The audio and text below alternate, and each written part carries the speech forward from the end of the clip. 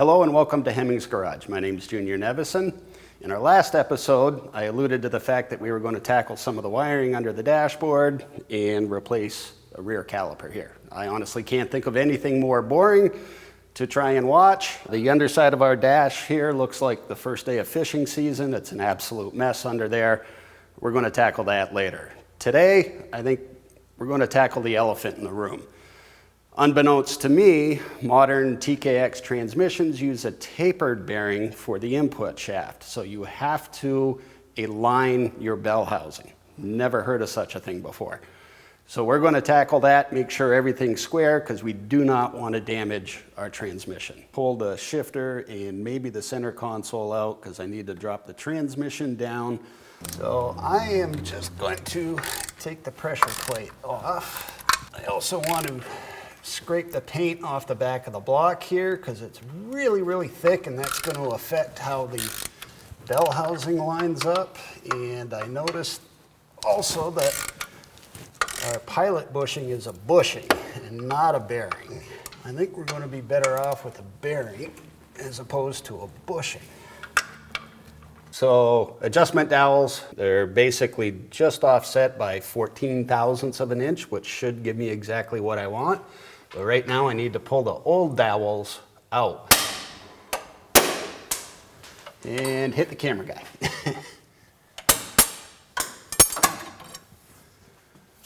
Well, that worked better than I could have hoped. So doing some research on offset dowels, there's a lot of different ones out there. General consensus seems to be that the cheaper ones are really difficult to work with. They fit so tight. They have a screw slot in them, and once they're in, they're very hard to turn. So I purchased these from Rob MC, and I like the sounds of these because they have a set screw here, so they're somewhat of a snug but loose fits. And you have a wrench slots cut here so you can rotate it once it's in the block, and once you get it where you want, you just tighten up that set screw, spreads this apart, locks it in the block, and you should be good to go. And it seemed like the repeatability of these, if you have to remove and replace the block, worked out real well. Since we're in the Northeast here, I'm going to slather these with a bunch of Never-Sees just to basically keep them from getting stuck in the block. All right. Put our bell housing back up in here. Tighten it down, and then we'll start with our dial indicator. So what I've done here is I have my magnet mount dial indicator right on the flywheel. I've set it at 12 o'clock, and I have my dial here set at 0. What I'm going to do is rotate the engine around to every 90 degrees and take a reading to see what kind of runout we have and how unparalleled or parallel the transmission mounting surface is with the bell housing mounting surface on the back of the block. Because of machining differences, etc., you can get your bell housing to actually be at an angle. So your transmission will be coming in at an angle, which is something that you just can't fix without some expensive machining or getting another bell housing. So I'm just going to check this for our parallel, and then I'm going to check inside here for our radial to see if it is off center this way or that way. And dead nut 0. All right. One more time. All right. The nice thing about these adjustable pins is they're extra long. You don't have to worry about bell housing falling off in your face.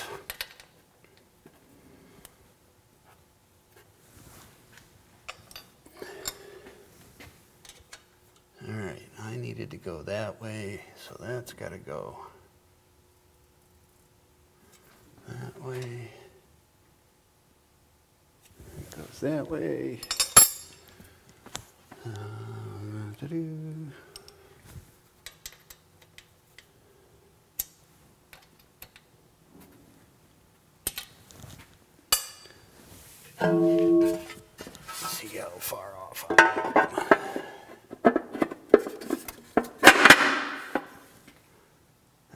not loud.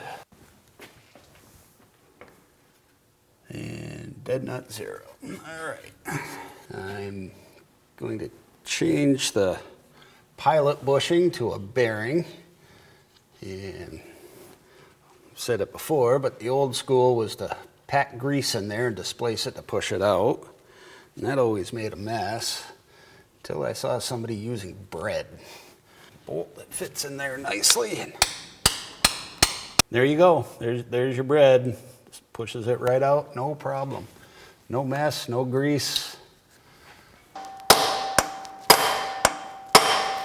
You hear that change in the sound, and that's how you know it's set in there all the way. And using the bearing set, race set, will get you nice and flush with the crank.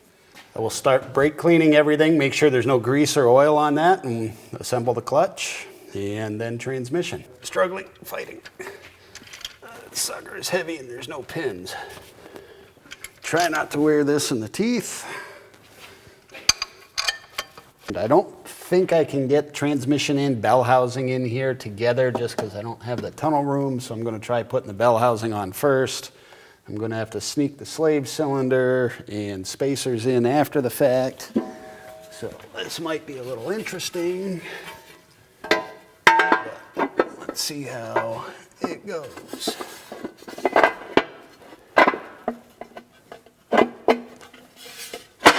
Oh, just as loud as last time.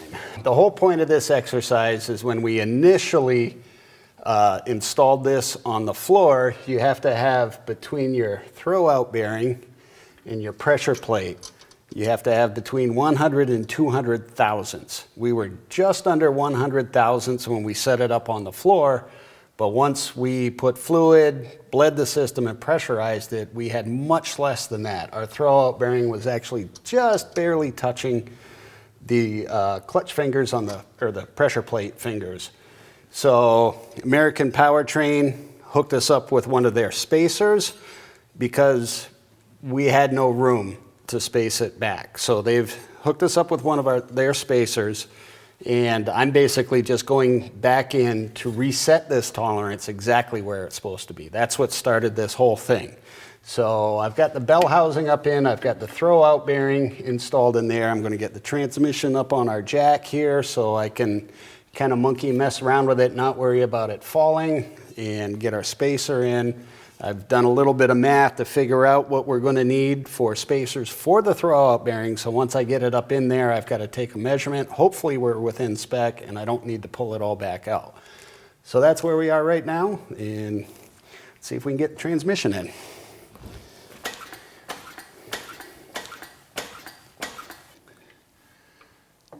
Don't use the bolts to tighten the transmission up because you can actually damage the pilot bearing, or actually even the bell housing if you try to crank it too hard. The input shaft has the splines for the clutch disc, and then the input for the pilot bearing in this case.